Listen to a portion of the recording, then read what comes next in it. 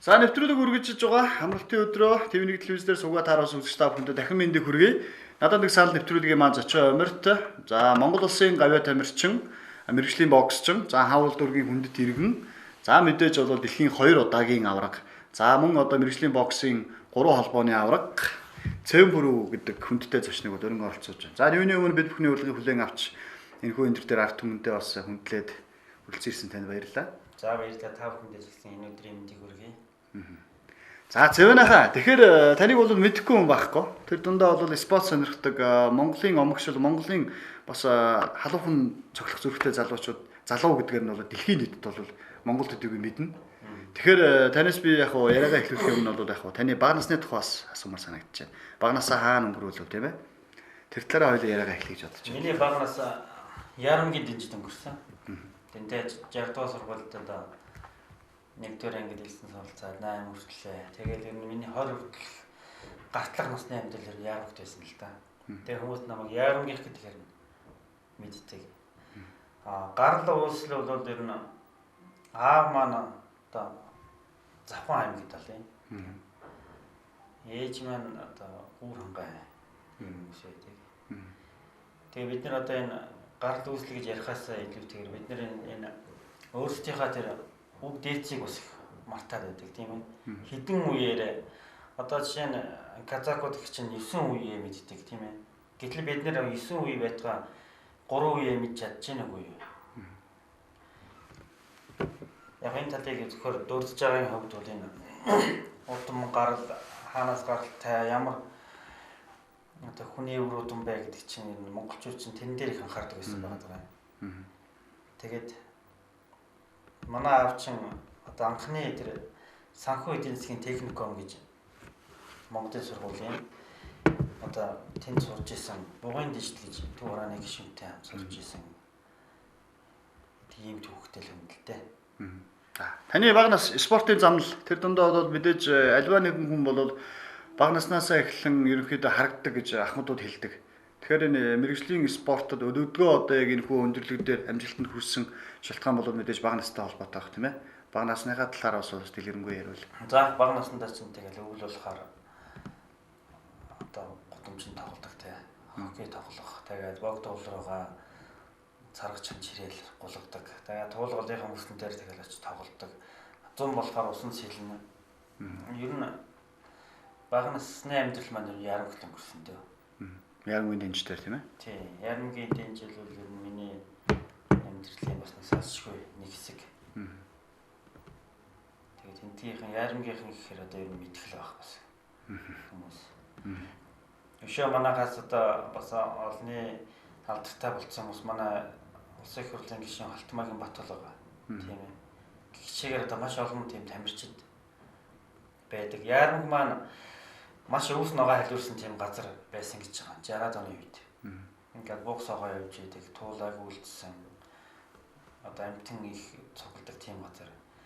Тэгээд 66 оны үеэр Ярамгийн дэнжид анх тэр үерт орсон айлуудыг нүүлгэж тэгээд Ярам гэдэг тэр газар чинь тэгж айлуутай болсон төвхтэй. Нэг мундаг үер боллоо шүү дээ 66 онд. Тэгэхээр тэрийн тэн дээр айлуу сууршаа тэрнээс хойш одоо хүртэл Ярам бүхэл бүтэн нэг том тийм ээ зогц газар болцсон гэж шүү дээ. Одоо цаашаага хот болох зам руугаа ер нь одоо нэг зам дагсан одоо нисэх тал руугаа болохоор одоо хөгжлийн бодлого бол их л явагдаж байна. Тэгээд урсгалаараа ингээл хөгжөөл явж байгаа л газар. Таны мэдээллүүдийг олж үзэж байхад 1970-аад оноос хойш мөр зэрэгцсэн бас нэг үе гарч ирж исэн тийм ээ боксчд бол байна. Цог жаргал гэдэг байна, лавгаа гэдэг байна, үе төмөн гэдэг байна. Тэ тэр дунд бол Цэвэнбөр гэдэг хүн бас багтах зүг ёсны хэрэг. Тэгэхээр ер нь спортынхаа анх замналыг ер нь яаж эхлэв? Тэгээд бокс гэдэг одоо энэ хүү спорт руу бас анх хэн таны хөтлөн оруулж өөрийнхөө өсөж сонирхоор. За миний 60 дугаар сургуульд Батлгэр гэж манай биеийн төвийн багш байсан. Тэгээд 6 дугаар ангидаа Батлгэр багшинсаа гэсэнд явдаг. 7 хоногт 2 ч юм уу 3 удаа ч юм уу тэгээд 8 төгслөө бол ер нь явсан. Тэгээд 8 төгсөө цаашаа явах маш их сонирхол байсан боловч Жигшээгийн зааланд хүртэл очиж ирсэн. Сүүлийн хүүхд тахтаа өөрийнхөө энэ хүслээ барьж чадахгүй. Намайг аваач гэдэг. Тэгэхэд дөсгөөг гаргасан тийм. Чи одоо шавьяагийн заалан дээр энэ гудамжны хөвгт орж ирсэн байна гар. Гихчээгээр л явж исэн л да. Тэгээд холбоогоо төгсөөд холбооныхаа сургалтын төвийг тэмцээ төгсөөд холбоонд чи би 2 жил гараа ажилласан тийм. Найзуудын үзэл шугам тусдаг. Одоо шугамын тэр радионы үзлэг шалгалт хийдэг. Шугамын одоо нэвтрүүлэг хэр гэмтлгүй явах. Тэгээд энэ телевизтэй бас хамтарч ажилладаг гэсэн холбоо чинь. Телевизүүдийн шууд нэвтрүүлгийн одоо холбооны шууд утсыг нь одоо би тавьж өгдөг тийм. Тэр жишээгээр их олон 2 жил гараа ажилласан. Тэгээд ер нь зах зээлийн үе эргэлт гарсан. Тэгээд тэр үе чих сонирм болсон л да юм. Юмны үн бол асар их нэмэгдээ. Тэгээд 400 мянган төгрөгийн цалинтай бич холбооч байсан. Бүр амьдрал харахгүй болсон. Дээрээс нь ер нь спортоор хичээл ер нь гадагшаа гарч амьдрэх юм тийм бодолтой байсан л да юм. Ямар ч их нэг спортын мастер гэдэг цол аваа тий. Гэсэн. Тэгээд бүх юма холбоогоо хаяад 92 онд мэрэгжлийн боксын Чингис гэдэг клубыг манай Оюнбод огш байгуулсан. Тэгээд хүмүүс тохойд яасан том нэртэй, яасан ч том ярьдаг нөхрөө гэж бодсон шүү. Дэлхийн аварга болох гэж одоо энэ Чингис гэдэг клубыг манай Оюнбод огш маань байгуулсан. Тэгээд би одоо тэнд телевизэн бас ярилцлага өгч үзчихсэн. Мэдээний чамаа. Дэлхийн аварга болох гэж байгаа маа би одоо. Өөр байхгүй гэсэн. Тэгээд тэр замлаас хоошоо бол маш олон жил өнгөрцөн. Өнөөдөр тэр одоо байгаа үеэс тэр үеэ эргээ бодохоор юм. Боксын клуб дугуйлан гэдэг юм маш ховор байсан. Монголд өнгөжл бодибилдингийн спорт бас хөгжиж эхэлж байсан үе шүү дээ. Яг энэ үедээ зэрэгцээл зах зээлийн үе гарч ирэл. Тэгээд энэ бокс руу ороход шулуутсан л да. Тэгээд миний үеийнхэн байна. Одоо л хаваа, цогц жаргал, Эрдэнэт, Батнасан, Өвтөмөн, Нэмэх баяр гэл Саранхуу гэл одоо нэг дөрөвдөл манай энэ гахаа жилтэнгүүд маш их байсан тэр үед. Нэг оныхан тийм ээ. Тийм нэг оныхан. Гэхдээ би чинь 22 хүрч байгаад энэ спорт руу орсон болохоор тэдний хажууд бол яг хичээлсэн жилээрээ бол бага л байсан л та. Тэгээд шууд мэрэгжлийн боксing клуб гээл тэгэл хүмүүс бас боддог байсан юм шиг байна. Энэ хөрөнгөтний спорт руу орчлоо гээл энэ таарлаа. Тэгэхээр нэг хөрийг мэрэгжлийн боксчин гэж бодож байгаа юм шиг мөртлөө би дөнгөж улсынхаа аваргаар тэр жилээ олж хөрөл медаль авч ирсэн. Тэгэхэд нэг их хүчтэй юм шиг мөртлөө тэгээд нөгөө аргыг үг гэж боксинг спорт чинь маш их тийм оюун ухааны өрсөлдөөн байдаг. Тэрийг нь сурах гэж бас их олон жил явсан. Нэг жилийн дараа жилд нь би улсын аваргаас мөнгөн медаль авсан. Олон улсын тэмцээнд очиж төрүүлсэн. Дараа жил нь ахиж төрүүлсэн гэх сонирхчийн боксоор 3 жил яваад алтан хөрөл медалуудыг авсан. Солонгос улсад, Орос улсад жокийн нэрмжит тэмцээн гээд бас нэр бүхий тодтолтой томоохон тэмцээнүүд бол сонирхчийн бокс тоглодог байхдаа бол бас нэлээдгүй амжилтуудыг гаргаж ирсэн юм л тийм ээ. Тийм 3 жилийн дотор олон улсын тэмцээнээс алтан хөрөл медаль тэгээ 2 удаа төрүүлэхдээ хоёулын дээр нь шилдэг тамирчнаар шалгарч ирсэн. Дандаа яг хүчтэй цохилтоор ялж ирсэн учраас бас тэр маш чангалаа өгчсэн баг. Тэгээд миний гол зорилго бол 96 онд Олимпиад үзэх гэсэн зорилготой байсан. Тэгэхээр 2-3 жилийн туршлага одоо Олимпиад ороход л хангалттай байд юм бил. 2000 оны Олимпиад үзэтгэж яг бас болох байсан баг л та. Тэгээд дэлхийн аварга гавь тамирчин лавгаагаад агаад бэлтгэл хангах чаар нэг хэсэг ажигласан. Тэгээд 96 он Солонгос руу 90 очин явж байгаа л тэгээд ер нь мэрэгжлийн бокс руу орох замаа тавьсан л да. 96 оноос хойш гэсэн үг тийм ээ. Тийм. 93 онд хичээллээ 93 оноос 96 онд мэрэгжил рүү ороод тэгээд сонирхчийн бокс гэдэг юм угаасаа байхгүй болж байгаа юм л да. Тэгээд тэр мэрэгжлийн боксын бэлтгэл дасах гэж бол 2-3 жил болно шүү дээ. Би тэгээд нэг сүүлд орсон болоос тэр үе тэгээд ер нь юмд одоо тэр булчингаа тэр боксчны булчин шиг болгох гэж унд багтаа барилддаг байсан. Гудамжинд энэ манай Бүрбаатар гавь тамирчин бид нар чинь бас наслдаж ирсэн. Тийм л төвхтэй өссөн дээ. Мэргэжлийн боксер хөл тавина гэдэг бол тэр болгоно нэг аавын хүүхдийн хүсээд байдаг, зориод байдаг зүйл бол биш гэж ярьдаг. Нөгөө арахгүй тэгж ярьдаг л да. Одоо таны үеийнхэн тийм ээ, танаас дэш үеийнхэн. Тэгэхээр мэргэжлийн боксд бол 1996 оноос хойшоо хөл тавьсан. За мэдээж бол мэргэжлийн бокс гэдэг чинь бол асар их сэтгэлийн хат. Маш олон боксчид надтай хамт хөл тавьж исэн л да. 96 оноос. Тэгээд тэр гэмтэл бэртэл авах нь их байдаг. Маш одоо ер нь ихэнх гэмтэл бэртэл авч исэн. Зарим нь хүртэл тусаар шигээл явж исэн. Тэгэл ер нь толгойд архих гэмтэн одоо ухаан болортлаа зохиулж унам тийм ээ. Тийм бэртлүүд бол их байдаг. Маш олон зуун хүн гэмтэж бэртсэн байдаг тийм. Үхсэн байдаг. Олон мянган хүн гэмтсэн гэдэг. Тэр утгаараа яг манайхан эхлээд бас нэг шуураад гарсан. Яг миний үеийнхэн голцоо тийм. Миний доотлын үе байна. Тэрний доотлын үе байна. Тэгээд их цөөхөн хүн л ер нь үлдсэн л дээ. Ер нь тийч үлдэх тэр тал дээр шигшидэж гэсэн үг шүү дээ. Тийм асар өндөр шалгуур. Одоо манай төгс цогт гавьяа чи одоо Америкт гарцсан тийм. Чи бас л ингээд доороос нь явж байгаа. Асуудал тэгээд энэ бас л ууггүй хөдөлмөр тийм ээ. Маш их төсвөр төвчээрийн хүчээр тэр хүн өнөдр бас гарч ирэх боломжтой. Пан Азийн авраг болж исэн таачаа. Пан Азийн авраг болж байгаа. Болж байгаагүй юу? Тийм. Пан Азийн аврагын бүсийг нэг хятадын тэмцээн дээр очиж ялсны дараа анаад аврагын тэмцээн бишээ гэдгийгсэн. Солонгосууд. Тэгээд тэрнээс хойш чинь солонгосуудтайгаа бас яг тэр нэг ер нь учир байдлын үед ер нь таараагүй л дээ. Яагаад таараагүй гэхээр нэг бол мэрэгжлийн боксын спорт гэхээр ерөөсөө гараад бөө мөнгөөр зодтол явж тийм шиг л ойлгодог хүмүүс. Тэр чиглэлээ 200 дараад нь 300 нөгөөх нь $500 болоо. Тэгээд тэндээсээ бас хуваа авдаг тийм ээ. Маш бага хөлсөөр юм зодтдаг. Тэгээд хөнгөн жим болохоор тэгэж хүсний бокс баг л та. Гол нь энэ Монголын боксыг Аз руу оруулах хүч чадалтай гайгүй юм би хатаа тамирчтай гэдэг Азийн ер нь мэддэг л дээ. Тэгээд бас нэг шоу маягаар болох гэж их оруулсан байгаа. Тэгээ манай Дуураатын лавга маань Пан Азийн авраг болоод дэлхийн авраг болоод ингээд энэ амтны замын тавьсан л та. Тэгэл одоо хүмүүс ер нь мэддэг болсон ч гэсэн тэр болгон тамирчид мэрэгжлийн бокс руу бас хараахан орох бэлэн биш байгаа. Одоо ингээд харж байхад яг мэрэгжлийн хүүхдүүд бол гайгүй хүчтэй бас юм байгаа л да.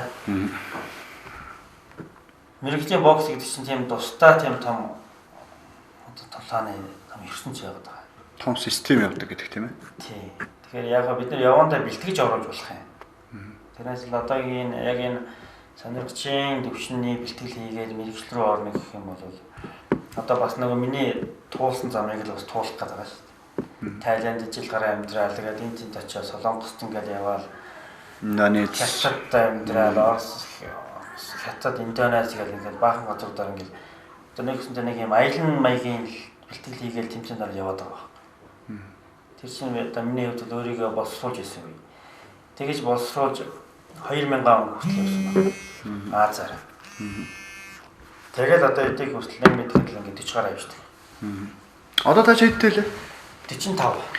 45 настай гэдэг чинь Чи залуухан байна. залуухан байна тийм ээ. За юу 3 холбооны авраг алт мөнгөн бүстэй хамгаалж маш олон тулаануудыг хийжсэн. Аврагуудыг буулгаж авч ирсэн тийм ээ. Ер нь сонирхогч мэрэгжлийн тулаанууд би нэг 150 тулаан хийсэн байна. Яг нь зарим мэрэгжлийн тулаан маань одоо албан ёсоор одоо интернет тухай тийм мэдээллийн систем хөгжөөг байхад бас ороогүй юмуд байдаг. Тайландд зодтолсон юмнууд Балбын вант улсын одоо ханхуугийн урилгаараас зодтолж байсан тэр тэмцээн маань интернет байдаг үл дээ. Тэгээд интернет гэдэг юм чинь одоо сүүлдлэх хөгжсөн шүү дээ үстэй бол. Тэгээд нэг имэйл гэдэг юм аа харьцдаг байсан. Одоо Оросын албаны улсуудаа энэ бус Европын улсуудаар тэмцээнд явж ирсэн гэдэг юм аа сүүлийн 20 хэдэн жил би өөрийнхөө хувьд бол ер нь завгүй байсан тийм ээ. Би ч өөрөө уг нь бичгийн талын юм байх хэвээр. Тэг холбоочин юм аа биш тэмдэглэдэг батгаар. Тэс хөндлөн одоо зүйлээ тийм ээ. Тэгээд миний нөгөө бэлтгэлийн дараа маш их бэлтгэлийн дараа би нөгөө амардаг. Тэгэхдээ би нэг юм авчдаг тийм. Яхаа тэр бодол санаж байгаа тэндээс орж ирж байгаа юмуд юу вэ? Уншиж судалсан тэмдэглэж авахаар. Тэгээд энэ зүйлүүдээ одоо бас бичээд одоо ерөнхийдөө би нэг тогтцод суух тэг бэлтгэлээ багцсан учраас одоо бичгийн талынхаа ажил руу бас гарч байгаа. Одоо би тэр боловсролыг бол тэгж үздэг шүү дээ. Тэр хаана гадаадад тэр том боловсрол эзэмшсэн хүн заавалчгүй тийм сертификат, диплом тэр нь хамаагүй. Одоо ном их уншдаг, юм их судалдаг хүн бол би тэр хүнийг их боловсролтой хүн гэж үздэг байхгүй юу? Сургууль төгссөн харуул хүнтэй та биш тийм ээ. Тийм сургууль төгсөөд тэр том өндөр тэр Америкийн, барууны, Английн, одоо Оксфордын, Японы тэр нь хамаагүй л дээ. Тэд чинь бол тусгай боловсрол баг. Гэхдээ ямар хүнийг боловсролсон хүн, боловсролтой хүн гэж хэлэх вэ гэхээр би их юм уншдаг, судалдаг, тэгээ тэрнээс одоо гаргалгаа дүгнэлт хийж чаддаг. Тэр хэмжээний авины тийм потенциалтай хүнийг одоо боловсролтой хүн гэх л үү. Монголчуудыг хэлдэг шүү дээ. Монголчууд бол ерөөсөө байгаль дэлхийг шинжих, таних ухаантай төрөлхийн. Одоо байгалийн ухаан хөгжсөн. Одоо байгалийн гүн ухаан гэж ярьдаг манай одоо энэ бөө мөргөл гэж ярьдаг тийм. Энд чинь ерөөсөө байгалийн гүн ухаан гэж ярьдаг. Энийг одоо шинжлэх ухаанаар тогтоогоогүй, батлаагүй байгаа. Тэгэхээр бид нэр чинь аль хэдийн байгалийн ухааныг дамжсан байж исэн шиг. Ийм л хүмүүс юм шиг байна. Төрөлхийн байгаль ухаантай тийм ээ. Амьдралын төрөлхийн ухаантай. Яг өнөөдөр энэ боловсролын тогтолцоо гэдгийг би бас өөрөөр авч үздэг л дээ. Боловсролын тогтолцоо өнөөдөр ямар төвшөнд явж байна. Тийм ээ. Хүүхдүүд юм хүүхдийн эрхийн тухай хууль гэж гарцсан байгаа шүү дээ. Тэр хуулийн дээр одоо ахмад хүнээс үг сонсч болохгүй, багш нь загинж болохгүй, аав ээжийн хүртэл одоо загинж өгөх хэрэггүй. Баруун зүрээс яг тийм сураг байдаг тийм. Аав ээжигээ загинлаа гэж уцаар ярихад хүүхдийг аваад явчихдаг тийм ээ. Энд чинь бол тэр хүүхдүүд чинь нөгөө өөрсөнд нь тийм дураараа байх тийм. Ухаан суугаагүй мөртлөө тийм дураараа байх эрхчлөөг нь бий болгочихж байгаа байхгүй. Гэтэл одоо өнөөдөр энэ тогтолцоо чинь барууны боловсролын тогтолцооч манад ороод ирсэн. Хүүхдүүд аав ээж ахмад настай хүний хүндлэн багшийг хүндлэнэ гэдэг нь байхгүй болж байгаа юм шиг байна. Багш жоохон ширүүхэн хэлэхээр одоо нөгөө хүүхдийн эрхийн тухай хуулийг зөрчлөө. Таны үед бол бас нэлийн нөдөлдөг байсан биз багш нартай. Манай багангийн багш Саран цэцэг багш, Алтан цэцэг гэдэг манай профессорын гэдэг мундаг багш нар байсан. Тэгэл гар юм хар хумс нь хэртэй ингээд орж ирэх юм бол ширээн дээр тавьж жагаад угаасгаар цогт. Чи ингээд чи сургууль дээр чи хар гартай ээжээ. Тэгээд ус толгойн жихэмхийн үзэн зах нь хэртэй байна үзэн тэгэл бүгдэнд нь шийтгэх ногд болно. Тэгээд гар нь ингээд угаасгаар чулуун угаасгаар зохиолсон зодуулахаар шиг толгойн хавцсан гар нь хавцсан юм л харин шүү дээ. Тэрийг аав ээжтэй үзүүлэхгүй. Үзүүлэх юм бол дээр нь нэмээд бас ахаад одоо шагнад хүртдэг учраас. Тэгээ бид нэр тийм хүмүүжд ирсэн. Үг хэлнэ, ахмад хүнийг ахмад хүнийг одоо хүний өмнө буруу зүйл ерөөсөө алдаа гаргахыг боддгоо тийм ээ. Багшийг дээд зэргийн хүндэлдэг. Тэр багшийг хүндлэх ухааныг бол манай бидний үеийн маш сайн сурсан байдаг. Багштай зодуул загнуусаараа бол 8 дугаар анги төгссөн мөртлөө бид нар чинь багшийнхаа гэр орноос салддаг тийм үү. Тэгсэн мөртлөө зодуулаад байдаг. Яагаад тэгэхээр багштай эцэгхийн дараагийн тэр одоо бидний эцэгхээс бидний биеийг одоо эцэг тийм ээ тэнгэрээс газар буулгасан бол багш бидний энэ биеийг газраас тэнгэрт гаргасан ач тийм аа. Одоо энийг бол тэр Македоны жанжи Александр гэж хэлсэн байдаг шүү дээ. Багшаа хүндэлсэн үг. Эцэг бол одоо хүнийг төрүүлжлээ. Тэр мундаг гавьяатай хүн. Гэтэл багшийн алдар эцэгхээс дээшээ гараа явуулсан байдаг тийм ээ. Яагаад тэгэхээр одоо намайг эдийн хэрэгтэй болгоход миний тэр багш нарын ачааг яа. Тийм учраас би багшийг одоо ч хүндэлдэг, хүндэлсээрж байх болно. Тийм учраас одооны хүүхдүүд бол ер нь багш загинлаач гэх юм уу тийм ээ тийм хуульд заагаад өгсөн. Энэ бол ер нь буруу тогтолцоо юм болов уу гэдэг байна. Тэгэхээр нөгөө багш нарын тухайн үед таны одоо бага насны үед ч гэдэг юм уу тодорхой хэмжээний бас нэг амьдралд нь нөлөөлж сургалтын тэр чиг хандлага тийм ээ. Одоо таны энэ гарсан өдгөө одоо энэ бүх амжилтуудын бас нэг талдаа бол бас ач холбогдлоо өгсөн баг. Тэгж ойлгож байна тийм ээ. Тэгэл яг энэ багш гэдэг хүн байгаагүй бол би өнөөдөр хинч байх байсан. Хинч бичлэг хийж явна шүү дээ. Тэгэхээр энэ олон багш нартаа бол энэ одоо энэ олон сайхан багшийн хүчээр тэр чамд шаардлагын хүчээр тийм ээ. Тэр хай нэг одоо живтыг хүртээдэг тийм ээ. Живтыг гэдэг нь маань буруу зүйл хийвэл гэрийн даалгавраа хийж ирэхгүй бол угаалтгаар одоо гүйлдэг чих юм тийм юмнууд байсан. Тэгээ тэр гүйлжсэн тэр намайг шийдэгжсэн тэр багш нартаа би одоо хүртэл баярлж явдаг. Тийм ээ. Миний биеийг одоо миний нэрийг миний эцэгхийн төрүүлж өгсөн энэ биеийг багш маань оюун ухаанаар тэтгээд эдий зэрэгтэй болгосон. Энэ бол ерөөсөө л гарцаагүй юм. Тийм учраас би энэ багш нарыг хүндлэх ухааныг сургуульд тийм ээ заах хэрэгтэй. Жишээ нь би тамирчтай ажилладаг тийм хүүхдүүдтэй. Тэгэхэд би ганцхан бие бэлтрийг хараад биеийн тэмрийн дасгал заах биш. Тэр хүүхдэд хүн байх тэр ёс зүйн заадаг бас хамт давхар. Хүнийг хүндлэх, найз нөхдөйгөө хүндлэх гудамжинд ямар нэгэн юм тохиолдох юм бол найз нөхд рүү одоо бус хүмүүс халдж ирэвэл очиж хамгаалах тийм ээ. Энд чинь бол давхар.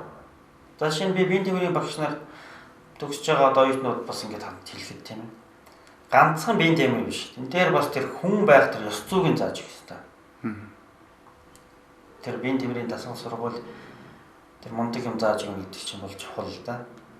Тэгээд тэр Оросын тэр Сумленский гэж нэг сургууль хүмүүжүүлэгч юм байна. Тэрний хэлсэн үг байдаг шүү дээ. Өв тэгш оюун ухаан.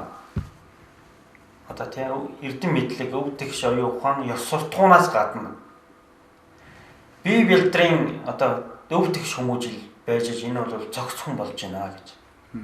Тэр юу гэсэн үг вэ гэхээр ганцхан номын үзүүлсээр байгаа нүдний шилжүүлэхсээр байгаа нэг сул биетэй нэг яг мундаг эрдэмтэн гарна тийм ээ. Тэгэхээр чи биеийг нь хөгжил хоцорч байна. Тэрийг нь хоцроож болохгүй шүү. Ингэж ажил хүн оюун ухааны эрдэм мэдлэгтэй, ёс зүйтэй, бие бэлтрийн өвдөг хүмүүжлэлтэй болгоод энэ чин өвдөг хүн болж байгаамаа. Гэж эн чин бүр 80-аад оноос өмнө гарсан сургууль аж магадгүй тийм. Гэтэл энэ сургуулийн утгыг би маш хүндэхий бас боддог байхгүй. Тэр ёс суртахуун өвдөг оюун ухааны хүмүүжлэл гадна бие бэлтрийн өвдөг хүмүүжил байх ёстой. За би бол тэр их мундаг оюун ухааны тэр мундаг хүмүүжлэлтэй мундаг тэр нам үзээгүй яг бие бэлтрийн талаар ингээд спортоор мэргэжлийн спортоор явсан болохоор сүүлийн үеийн тамирч залуучууд бас анхаардаг тийм. Ийм хоол идэх ёстой. Та нар тийм бэлтгэлүүд ч олдохгүй бол ясны шүл гэж мундаг юм чи эртний монголчууд бусдалгаал өгдөг. Тэр өвс ургамлын тэр тижээлтэй тэр имчилгээний одоо бэлтгэлүүд байна тийм ээ. Ургамлууд байна. Тамирууд гэлэгний зүрхний их бөөрний гэдэг эмийн ургамал монголчин ерөөсөө тэр чигээрээ эмийн ургамалтай орно шүү дээ. Амьд автик гэж ярьдаг тийм ээ. Тэгэхээр бид нар энэ тэр биеийн тамираа шүтгэхгүй байна. Тэрийн бодлогот нь ч бас алга байна. Эмнэлгийг их шүтдэг одоо эм тариаг их шүтдэг л болцсон тийм ээ. Тэр ч одоо маш өндөр зардал гарч байгаа. Бие өвдөхөөс өмнө бид нар өөрсдийгөө бас ингэж анхаарах хэрэгтэй тийм ээ. Тэр бие чагна гэж байгаа даа биш л дээ. Тэр тал дээр тэр ухамсартай мэдлэг байх хэрэгтэй. Одоо жишээ нь энэ сургуулийн хүүхдүүд тийм гарын авлага тийм. Ийм хийх юм бол одоо энэ одоо би ингэж өвдөх юм бол ийм ургамлууд байдаг. Биеийн тамирын дасгал ийм дасгалуудыг ихээр ийм би одоо ингэж хэрэгдэг хөгждөг тэр тал дээр ухамсартай мэдлэг төлхөө тийм ээ. Олох хэрэгтэй тийм хүүхэд бүр багаас нь монголчуудын тэр зөөр үг байж тийм хүн болох багаасаа гэж. Тэгэхээр бид нэр энэ багаас нь төрийн тэр цогц бодлогоо энэ хүүхдүүдийг зөв хүн болгохтой гадна эрүүл бас эх оронч сэтгэлтэй тийм хүн болгоход нь одоо оруулж өгөх хэрэгтэй болов уу гэж. Миний өөрийн энэ 20 хэдэн жилийн туршлагатай энэ. Ганцхан тэр түрүүн би жишээ дурдсан шүү дээ. Тэр Сухамденский гэдэг хүн чинь ёс зүй одоо оюун ухааны өвдөг хүмүүжлээс гадна бие бэлтэр гэсэн шүү дээ. Тэгэхээр энэ гурав чинь ийм зохицоо хөстэй юм байна л да. За, цэвэн ах маань ойртоо ер нь юу хийв? Саяхан нэг Wow 2016 гэх тулаанд залуу тамирчин Мөнхбаатартай нэг хүч үзэж бас уран зориг хайрлсан, тийм ээ? Тий. Ахмад хүний хувьд. Ер нь бол тэгээд цэвэн ахын маань бас сүлд хийсэн тулааныг бас дурдаад хоёлаа ярьчээ. Цаашдаа ер нь хийх зорилго юу вэ? За, залуу тамирчин дархны манай за Монголын шилдэг тамирчин шүү дээ манай Мөнхбаатарчин. Мундаг залуу байгаа. Олон улсын инженер мастер. Тэгээ битээс чинь бол эр зэргийн тулаан, халз тулаан л хийж байгаа. Ганцхан эр зэрэгтэй хүн хийхгүй тэр чинь авхаас самбаа одоо оюуныхаа ур чадварыг өсөлтүүлж. Залуу тамирчин маань бол үнэхээр хурдтай, хүчтэй байлээ. Тэгээ ахыгаа бас их хүндэлдэг нөгөөтг чинь. Тэгээд битээр ч одоо 2001 оны зэрэгээр гэж артемидээ одоо тийм үзүүлэх тоглолт хийсэн. Тэгээ энэ дээр гадна энэ залуу тамирчид энэ бие бэлтрийн хүчний манай тулааны спортын тамирчид бол агуу тэр сайхан мундаг ёс зүйтэй. Цэвэнайх нь ярьж байхад тийм ээ би ахмад учраас юм ярьж байхад бүгдөө ингэ сонсч байдаг. Нэг үг хэлэхэд одоо үгнээс гар нэг юм байхгүй тийм. Тэгээд энэ залуучуудаа бас урам зориг хайрлах. Манай залуучууд маань одоо бие бэлтрийн хөгжил бас сайн байх хэрэгтэй. Тийм ээ. Путин юу гэж сургадаг гэхээр ерөөсөө тийм өрөө байдаг шүү дээ. Путин юу. Оросын залуучууд хүчтэй байх хэрэгтэй гэсэн үг байдаг. Тэгээд тэр тулааны тэр алдартай тамирчид тийм Константин Цэв, Мэргэжлийн боксийн дэлхийн аварга, Федор Емельянко гэдэг тулааны аварга, Халбутлооны аварга тийм. Тэгээд манай энэ Оросын домдсэн манай халимаг залуу Бату Хайсиков гэж кикбоксing дэлхийн аварга. Эднэрийг чинь их ойр ханжлуулдаг. Хотуудаараа одоо үзүүлэх сургууль, тоглолтууд, бэлтгэлүүд хийлгдэг тийм том талбай. Энэ юу гэж яана гэхээр энэ Оросын залуучууд тэднээс урам зориг авна. Тэднийг шүтэж юм тийм ээ. Тэгээд бие бэлтрийнхаа хөгжлийг сайжруулна. Тэднээс их шүтжсэн тэр дурайх хүүхдүүд чинь одоо мундаг олон алдартай аваргууд болж гарна шүү дээ. Тэгээд Оросын залуучуудын хүчтэй байх хэрэгтэй гэдэг үрэн бол их таалагддаг тийм. Константин Цүтэй чинь бийг харьцдаг байсан тийм интернетээр. Баяр хүргэе гэж намайг чинь өөрөө бас Монгол гаралтай гэж үздэг учраас надтай хэлгэнсүү байдаг. Бату Хайсиков гэж дэлхийн аварга манай халимаг залуу маань одоо надтай ах トゥ хоёр болоод одоо хүртэл харьцаатай байдаг тийм ээ. Бату Хайсиков чинь халимаг. Тэгээд надтай уулзсан хүндэл үзүүлсэн битэр бие юм тийм. Тэгэд яг нэг доомын гишүүн багтаа Монголд ирэхтэй тэр завсраар нь уулзуулж тэгээд танилцсан. Тэрнээс хойш одоо бас харилцаатай л явж байгаа. Тэгэхээр бас нэг энэ дээр нэг асуудал байдаг тийм. Монгол туургатангууд чинь нэг илгэн нэг нааша Монгол руу гавдаг тийм. Одоо халимаг байна, товоо байна. Одоо манай бүрээд байна тийм. Өөр Монгол да. Тэгээд тэр ховог сайрын монголчууд тэгэл тийм. Ерөөсөө манай нутаг байсан. Нүүдэлчингүүд бол маш их хаяж тийшээ тарж нүүж амьдэрдэг тийм. Байгаль нутаг ус сэлгэх тийм ээ. Малын бэлчээрээ дагаж амьдэрдэг. Эдгээр маань маш их ойртох сэтгэлтэй. Тэр цамаа бүр одоо энэ халимгууд бол ер нь төрж өсөөгүй мөртлөө. Тэр сүүлд одоо Монгол хадмгийн төлөөлөгчтэй уулзж яхад. Манай хүүхдүүд Монголд амьдвал яах вэ гэл. Асууд. Тэр цуснд нь байна. Тийм ээ. Тэр 1600 оны сүүлээр анх тэр торгуудын хөвөрлөг нөөрийнхөө аймгийг аваад. Одоо улсыг аваад нүүсэн байна тий түүхэнд. Тэгээд эндээс одоо монголчууд халимаг торгуудууд маань 1771 онд нүүсэн байдаг. Асар их том зовлон бэрхшээлтэй замыг даваад бүхэл бүтэн Оросыг хөндлөн гол туулаад Монголд ирж исэн.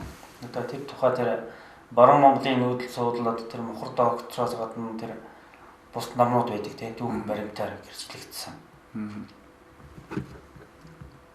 Тэр чигээр одоо энэ манай халимгууд хүртэл ингээд саналаа тавьж байгаа тийм манайхтай хамтарч ажиллаж илстэд ирээч. Манай тамирчдыг одоо ингэж бэлдээч бид нэр Оросуудыг цохиж гарч ирмээр байна. Угаасаа гарч ирж байгаа мундаг тамирчид байдаг тийм. Энэ утгаараа бас миний нэг боддог бодол бол энэ Монгол туурхтан гэдэг энэ нэгдлийг, энэ үзлийг бас жоохон дэлгэрүүлж бид нар ч гэсэн бас тий. Одоо манай энэ дуучид маань хүртэл явж байгаа шүү дээ. Манай жавхлан тий. Хамаг Монгол төслөгээ тэгээ явж байгаа. Тэрний хэмжээнд бид нар спортоор бас тийм байх хэрэгтэй. Цаашдын таны бодол нэвтрүүлэг бол ерөнхийдөө өндөрлөгч юм л да. Та бүхэн бол бас ярих хэлэх юм зөндөө байна. Та нэвтрүүлгийн цаг бас тавьчих. Тийм болохоор яг бас хэлж ярих зүйл байвал тэгээ миний хэлдэг бодол бол яг нэг өрөө хүмүүс байгаа шүү дээ тийм ээ. Миний Монголын шороо бол алтнаас ч үнэтэй. Тийм ээ би дандаа ярил хэлдэг. Миний Монголын залуучууд бол маш хүчтэй. Одоо ганцхан нэг юм дутж яах гэхээр чи ив нэгдэл. Ив нэгдэлгүй болохоор одоо бид нэр хүчгүй тийм ээ. Нутаг орондоо өөртөө эзэн шиг нь байж чадахгүй. Одоо үндсэн хуулийн заасан одоо энэ газрын баялаг антимны өмч гэж байдаг. Үндсэн дээр. За үндсэн хуулинд бас заалт байгаа шүү дээ. Монгол хүн эрүүл аюулгүй орчинд амьдрах хэрэгтэй. Гэтэл бид нар энэ хуулиа мэдхгүйгээр ч юм уу одоо бас гадны компаниудын шинэ одоо энэ хятадын компаниуд ихтэл Монгол ажилтныг зодоо цалингийн нөхөхгүй хөөж гаргаж идэг асуудлууд гарсан л да. Тэгээд иймэрхүү юм дээр юу нэмжигддэг. Эвтэй байх хэвээр ив нэгдэл гэдэг юм маань тэр хүч чадлаас илүү байдаг. Тийм учраас Монголын залуучууд маань энэ нэвтрүүлгийг үзэж байгаа хүмүүстэй одоо аз жаргал сайн сайхан бүхнийг хүсье тийм ээ. Тэгээ эвтэй байгаарай. Эвтэй байвал эв чаазгаа бог барина гэж үг байдаг тийм. Тэгэхээр бид нар ч одоо ганцхан сая залуучуудтай юм байна Монгол. Их Британий вант Өмнөд Ирланд Их Британий вант ус чинь 64-5 сая хүн амтай. Тэд нар чинь ямар эвтэй байдаг гэж. Тэг чинь бид нар ч одоо маш олон жижигхэн талцсан, хуваагдсан улсууд болоод явчихж байгаа үстэй. Тэгэхээр одоо миний гол захих юм бол ив нэгдэл. Бие бинийгээ хүндлэх. Дээрээс нь тэр ахмадыг хүндлэх, багшийг хүндлэх, аав ээжийг хүндлэх энэ гурван холбоосыг л мартаж болохгүй. Гэж л энэ загтаг да.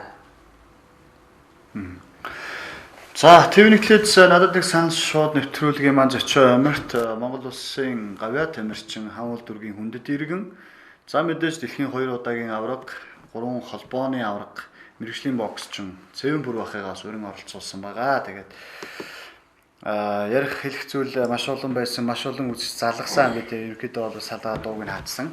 Тийм болохоор бол бас Цэвэн ахтай маань бас хамтарч ажиллах тийм ээ. Цуг бэлтгэл сургуулалт хийх. Цэвэн ахын маань бас нэг гол зорж байгаа ажил бол бас зөвхөн нэг зааланд очиод сургалт хийхээс илүүтэйгээр төв талбай дээрээ Сүхбаатарын талбай дээрээ очиж бас 7 хоногийн нэг тийм нэг амралтын өдөр нэг 2 цаг ч юм уу ингээд цүнхэндээ кэд бэлтгэлийн хувцас хийж ирээл нэг 2 цаг хамтдаа бэлтгэлийгээ явчихдаг. Ийм зорилтыг бас нэг тавьж ажиллаж байгаа. Тийм. Стак баярлалаа. Тэгээд энийг би чинь нэдлэнгоос хойш энэ саналыг одоо бас явуулж байгаа юм. Энийхээ эхний бэлтгэлийн арга хэмжээг хийсэн манай танаа телевиз хүртэл одоо энэ дээр үжиж мэдээ авсан тийм ээ. Тэгэхээр бид нар энэ Сүхбаатар жанжныхаа энэ төв талбай дээр 7 хоног болгоны нэг хагасаа өдөр чинь үү те. Нэг 2-3 цаг те. Ягаад тэгэхээр бидний энэ миний сурсан тэр дасгал хөдөлгөөнүүдийг хийгээд байвал одоо хүний эрүүл мэнд маань сайжрах те. Тэгэхээр энэ ягаад энэ хятадын хотууд энэ Оросын хотууд дээр одоо тийм том талбай дээр нь хийлэгдэг тийм ээ. Одоо Путин хүртэл хийлэгдэг гэж би ярьлаа. Хятадын тэр том хотууд бол байнгын ерөөсөө тийм амралтын өдрүүдэд тасгал хийлгэж идэг тийм бэлтгэл тасгал. Тэр чинь ерөөсөө л хүн эрүүл мэндийн одоо маш чухал ашиг багталтай юм. Хэрвээ тэгээд биедээ анхаарал тавьвал тэр эмнэлэг аптек эмийн дэм тарианы зардал чинь гарахаа байгаад бид нар эмийн хараат ус эмнэлгийн хараат бос усууд болчих. Тэгэхээр нөгөө нутаг дээр их зохиолч маань хэлсэн шүү тийм ээ. Одоо эрүүл бие саруу тухайн оншт юм аа гэсэн. Тийм учраас бас эрүүл байгаарай. Тэгээ танаа телевизийн хамт олонд бас их талархаж байна. Бас удаадраа бас орж ирсэнтэй өмнө нэвтрүүлэгт. Тэгээ ард түмэнтэй өмнөний дуу хоолойг ундаа хүргэдэгт нь. Тэгээ Нямкад үдээж гисэн бас уран бүтээлд нь өндөр амжилт хүсье. За баярлалаа. За баярлалаа. Нэвтрүүлгийн төрөд өндөрлж байгаа. Мэдээж үзэгч та бүхэн маань бол ТV1 телевиз дээр суугаад тохируулан үзэж манай зочны бас хэлж ярих зүйлүүдийг бол сонссон баха. За ингээд амралтын өдөр айлгахтай сайхан өнгөрүүлээрэ. Төвнөгтлөөс надад нэг санал нэвтрүүлэг маань энэ үчийнхээ 20 цагаас 21 цагийн хооронд дахин үзэгч та бүхэндээ өвчин зарлах болно. Түр баяртай үзэгчтэй. Баярлалаа.